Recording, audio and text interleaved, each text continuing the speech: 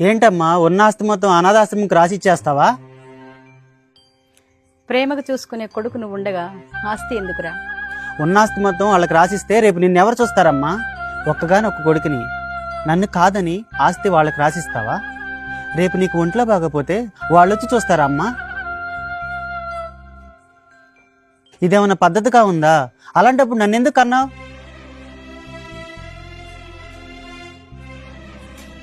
చేరా, నేను ఇంకా ఎన్ని సంవత్సరాలు బ్రతుకుంటానంటావు?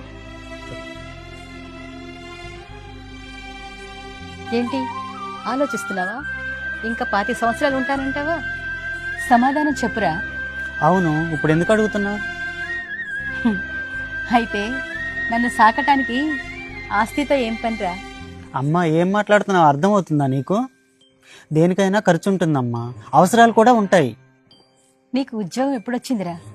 28 ఏళ్ళకు వచ్చింది. మరి ఆ 28 ఏళ్ళు నిన్నెవరు సాకారా? అప్పుడు నీకే ఆస్తి లేదు కదా. అప్పుడు నీకు ఏ ఆస్తి లేకుండానే నానా నేను నిన్ను సాకాం కదరా.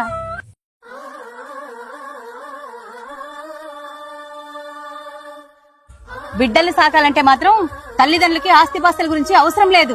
కానీ బిడ్డలకి మాత్రం తల్లిదండ్రులు చూడాలంటే ఆస్తిపాస్తులు కావాలా? నువ్వు నా కడుపులో పడ్డప్పటి నుంచి చూశాను. నీకు నడక రానప్పుడు చూశాను, నీకు మాట రానప్పుడు చూశాను, నీకు చదువుకునేటప్పుడు చూశాను, చదువు రానప్పుడు చూశాను, ఉద్యోగం రాకముందు చూశాను, ఉద్యోగం వచ్చిన తర్వాత చూశాను. 28 సంవత్సరాలు నువ్వు నాకు ఏ ఆస్తి పంచకపోయినా నిన్ను కష్టపడి సాకాను. ఇప్పుడు కూడా 28 సంవత్సరాలు నన్ను కూడా నువ్వు సాకవలసిందే. నీకు ఏ ఆస్తి ఇవ్వను, నేను ఏ పని చెయ్యను. అది నా హక్కు, అది నీ బాధ్యత. ఆస్తి ఇవ్వలేదని అన్నం పెట్టకపోతే ఏడ్స్తూ వెళ్లే తల్లిని అనుకుంటున్నావా? ఆస్తులు కూడబెట్టుకోవాలి, బంధాలు నిలబెట్టుకోవాలి, అది తెలుసుకో.